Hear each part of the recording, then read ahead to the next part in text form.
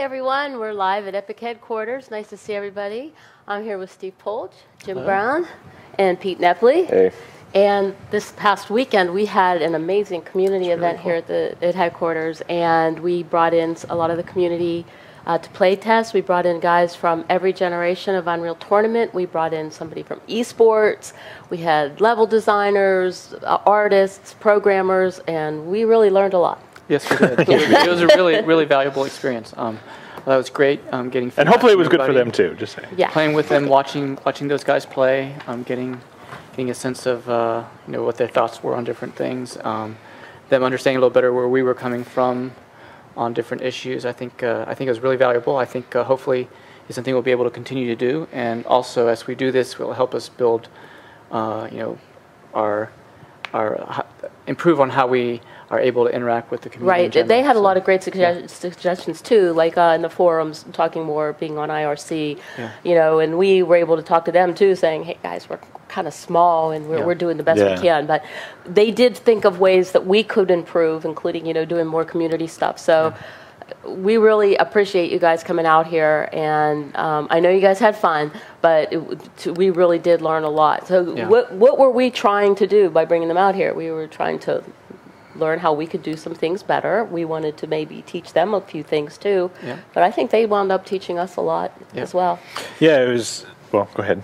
You're about to say I was just going to say, I think one of the things that we learned from each other, but also the guys we brought out were some of the people that are giving us the most feedback, or actually really contributing to development now in terms of making either content or programming for the game.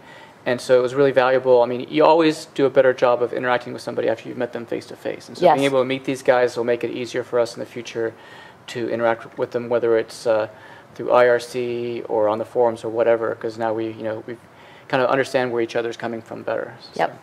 Yeah, and I was just going to say, we go into these things kind of thinking, we're gonna introduce them to the game development process and kind of give them some insight into the discussions that we have and the reasons behind the ways that we make decisions.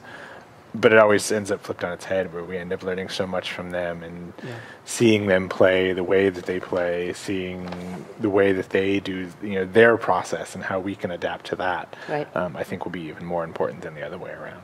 Well, I know that we also had some roundtables after the guys would play. We would go into the kitchen and have something to eat, and then we would all sit around and talk. And I would say, okay, well, this is going to last for about 45 minutes, so I'll walk away and do some things while they talk. 2 hours later, I come back and they're still talking. So those went really well too, and they were long and involved and very informational for everyone. Lots I think. Lots of notes. We actually have, I'm going to give us a little bit of the highlights. We not only played to learn, we played to have fun. And we had a lot of events where we had the community play with each other. And then we had them play up against the developers. And so the first time it went really well. It was a really close game, and actually the people who were watching the stream were going, "Oh my gosh, this is really close! This is amazing!" And it was a really fun, cool match to watch. And then we also did some CTF, and that didn't go as well for us. And it was only 3-1. It wasn't that bad. We played.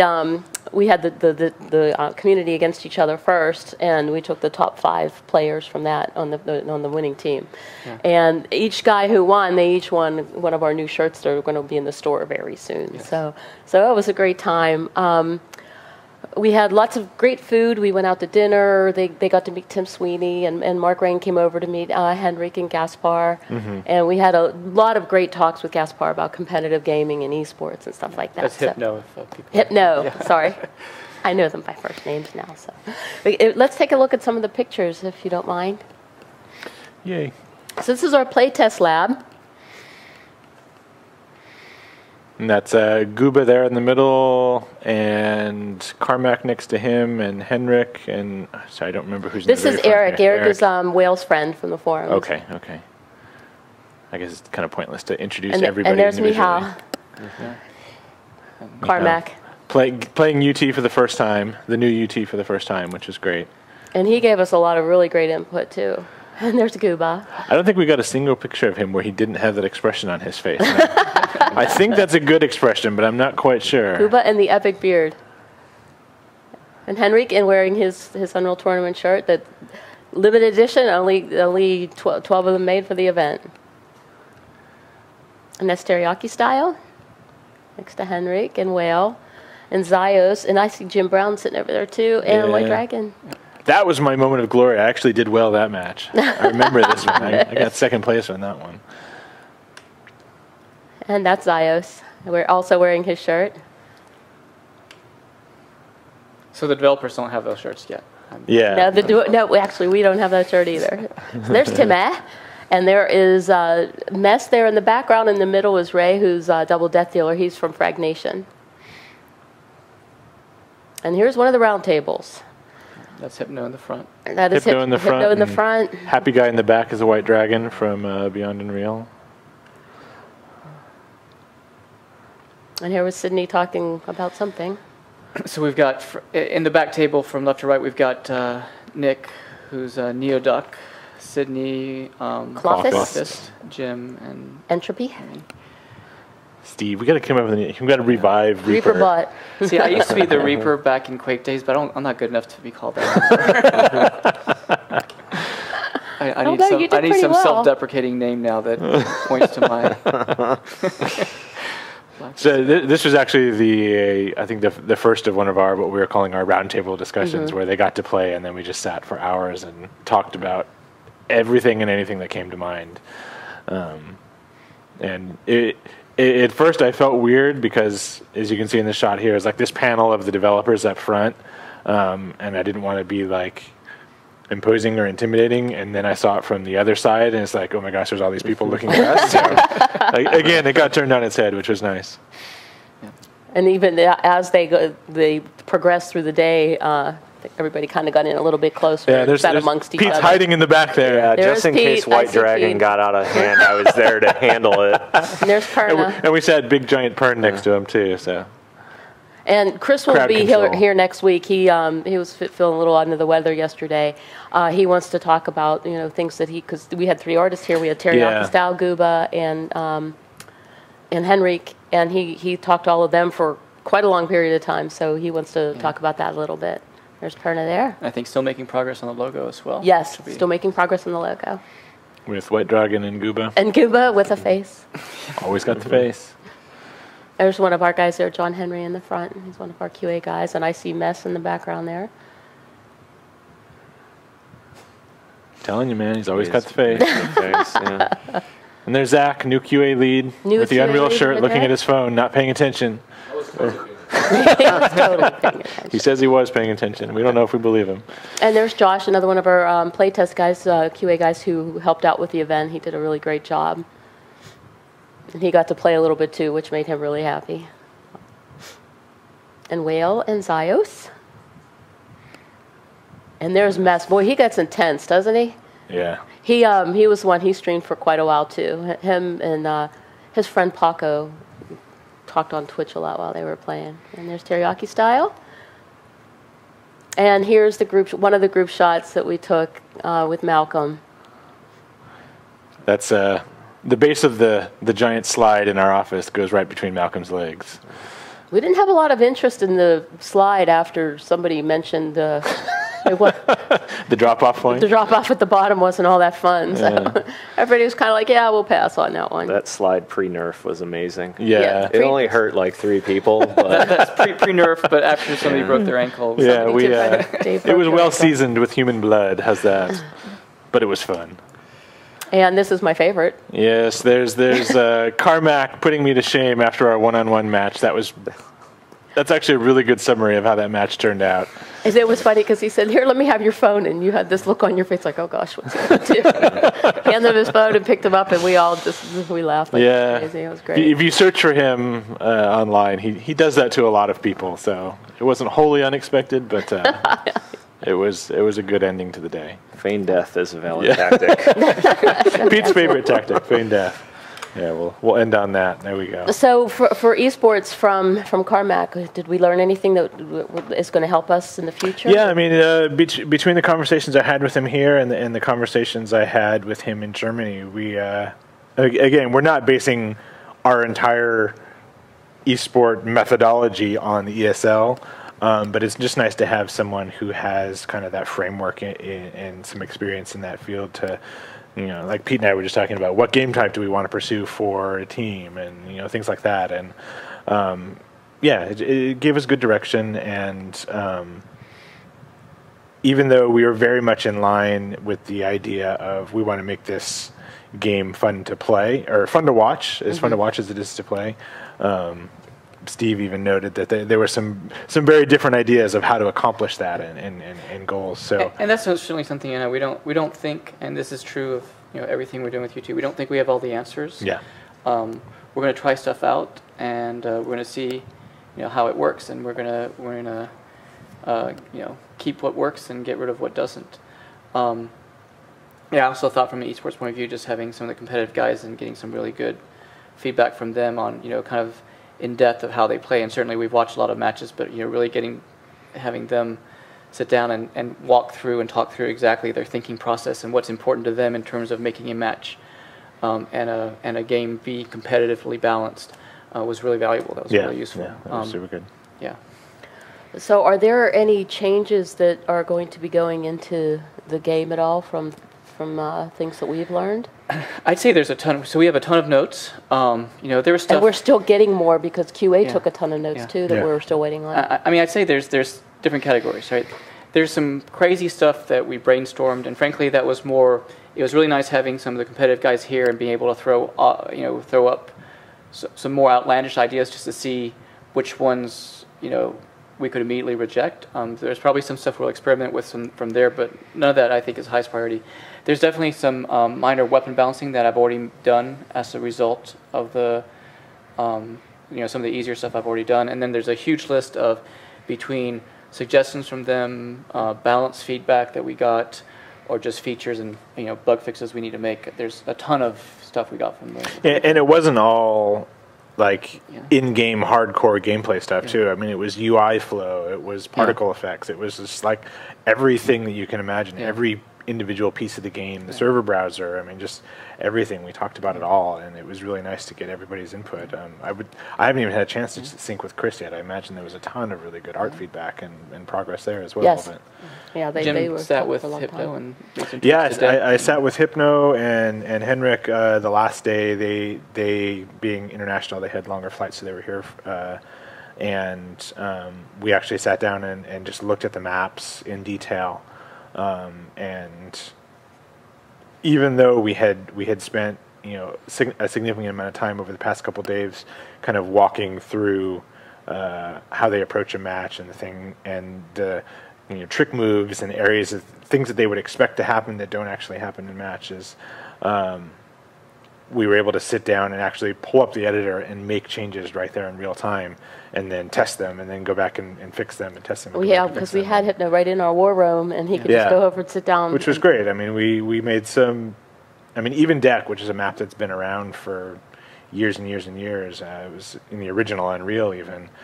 We still found ways that it was broken and imbalanced, and just little minor things that most people wouldn't even have noticed, but made a big difference. So we made a bunch of minor changes to the maps themselves. We rearranged weapon layouts. We messed with scale and moved things around, and we made some weapon changes. And he does notice a lot, doesn't he? Yeah. Which is great. I mean, that's the kind of feedback we really need, and I hope people don't think that we went after him just because he was the esports guy. He's actually a very, very good communicator, a very clear communicator, and I really appreciated the fact that despite his very, very focused and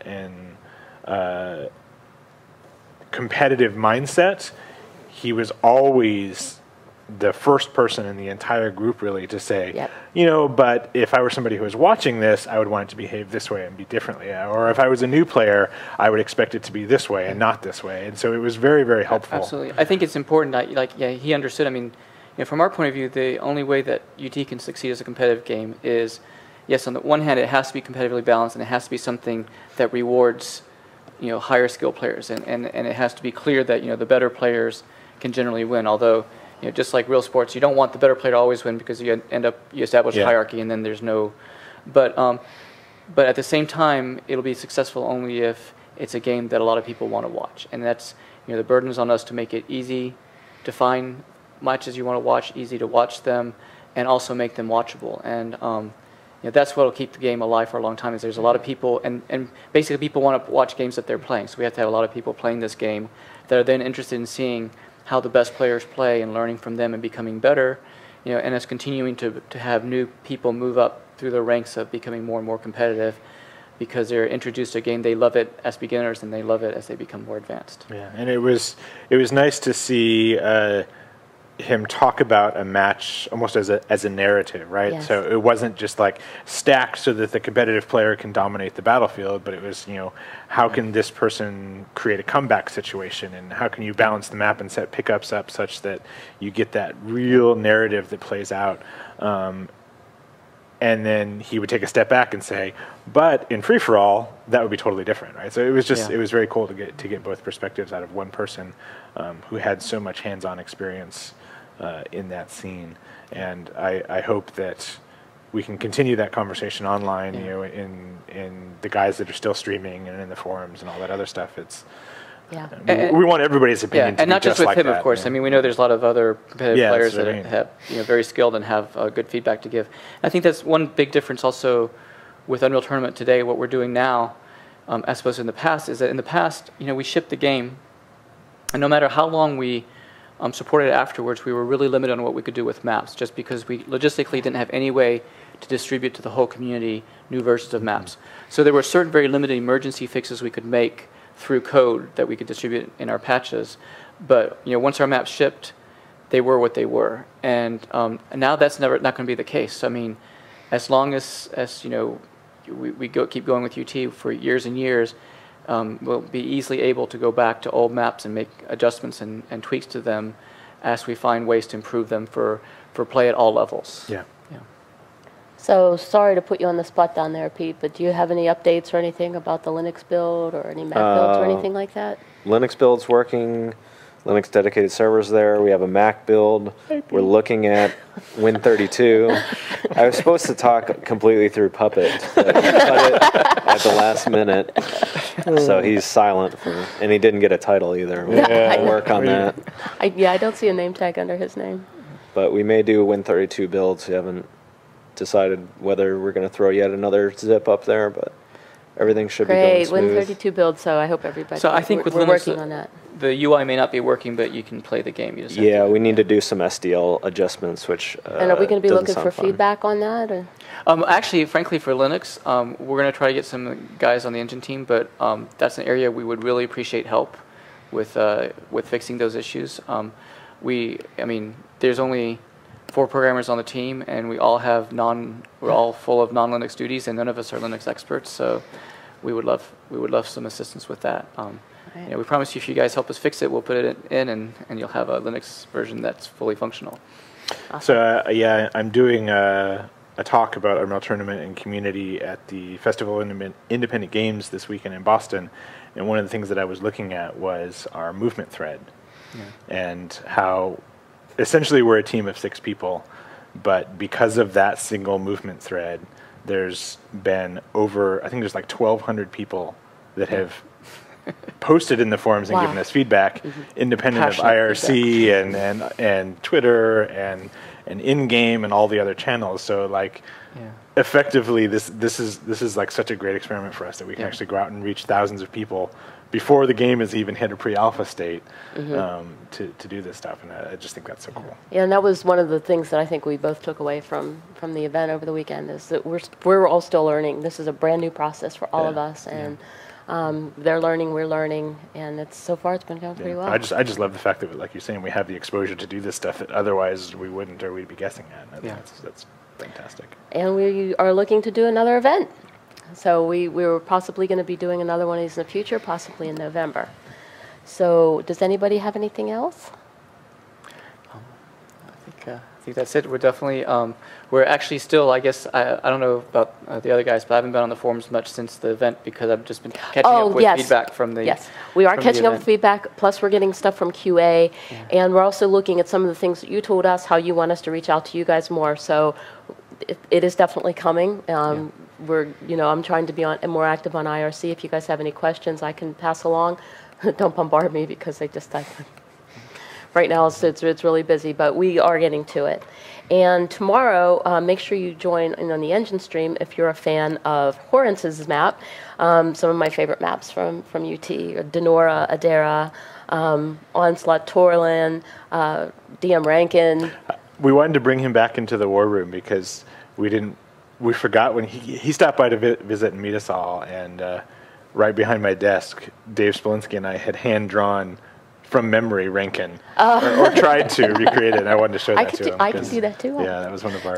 That was absolutely one of my favorites, and I really love Torlin and Idoma. That was another one that I really love, and I know I can do that one. I can handwrite that one. But he will be on the stream tomorrow, so if you have any questions for him, make sure you jump in the Unreal Engine forums and ask questions in a thread. It will probably be posted tomorrow, and come by and say hi because we're really excited to have him here. We've known him for a long time, and he's it's the first time he's been here. So first time cool. he's been here. So, thank you, everyone. We'll see you next week. Make sure to share and follow and like us. See ya.